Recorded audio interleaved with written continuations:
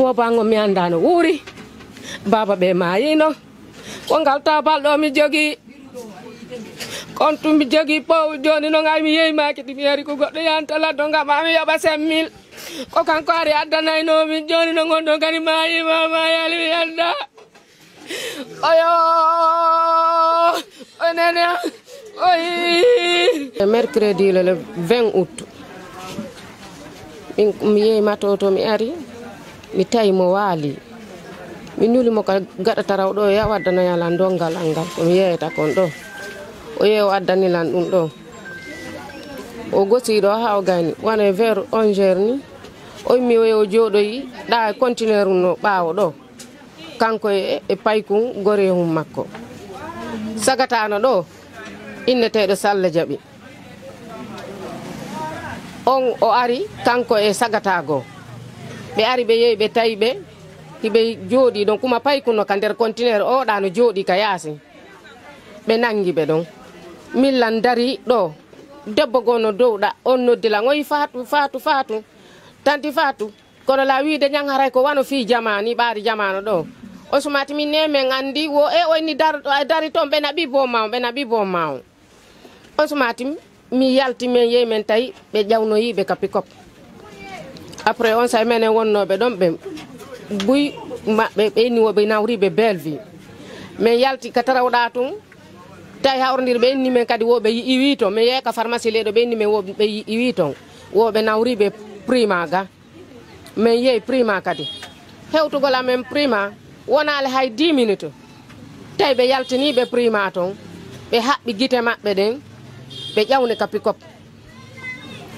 kanko yon Salla Jaɓijo e jeune jogo tay ono di be gorko go mo ka service spécial to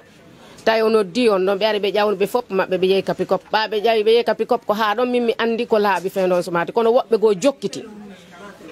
be jokkiti ha ton be yoy moton be jippini be naati après be yiltiti be arti bimbinde nyande yaha wowla do ngat kanko e paykun dimmo makko ko nangida kun don tay ko marko jabet on somati kawra on don o yeyi kanko e on don be négocie on don kanko be libéré kum paykun don lutti paykun ngankun on don o woni don ko yata wana wa une semaine be ittimo on service spécial to be nabi mo quarantine ka be nabi mo quarantine non tay sa itti 20000 don a yiyaymo o won don 2 jours nyande 3e jour on be arani mo 23 heures wo kanko tun be nabi mo ba weti bimbi mimmini do jiwbe ambe be yaw be nabana mo ittirdun koje be yeyi be nabi mo be nabani mo ittirdun koje be be tawi wala ton latinde nyande be woni ton ha kikide be jindi ton on fop be yali mo be yimmi be arti a woni be arti nde nyande jiwango lati baw mo andi kabi o nanga faydi mi nyamali la wontir la nawnare lati o wola na Allah hay hunde ano woni weti bimbi min binni ko honno fi hanki o yawno consommateur o ni la yaay min ni na o yaay kam yawno mo mi tay bob mo ngom mi labimo e 23 heures be arani bi dano kambi ne nyande hande mi yali do mo hande mi yali do mo mais on sagata nangudo mo me yeyi do me jeeji men nabi mako baabe me wali ke men tuubi ala ko me wadali men tuubi 2 mois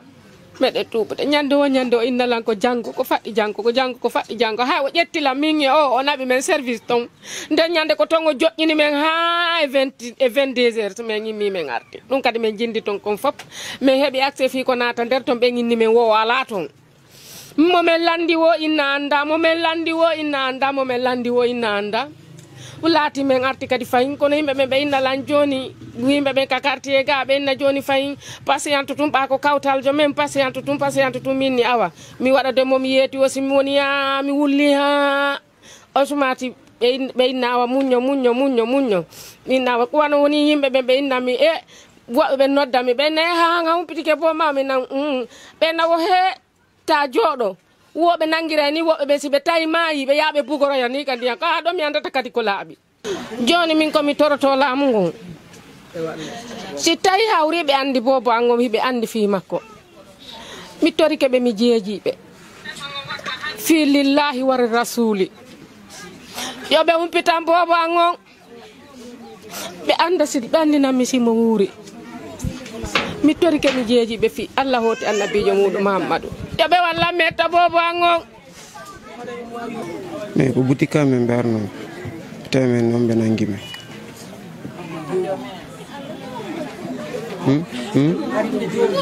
tawi men jooɗi o bac 9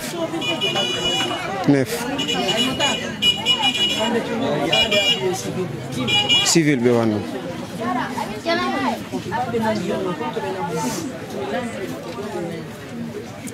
ka sisi kapour ɓe nabi men ɗon ɓe joƴƴini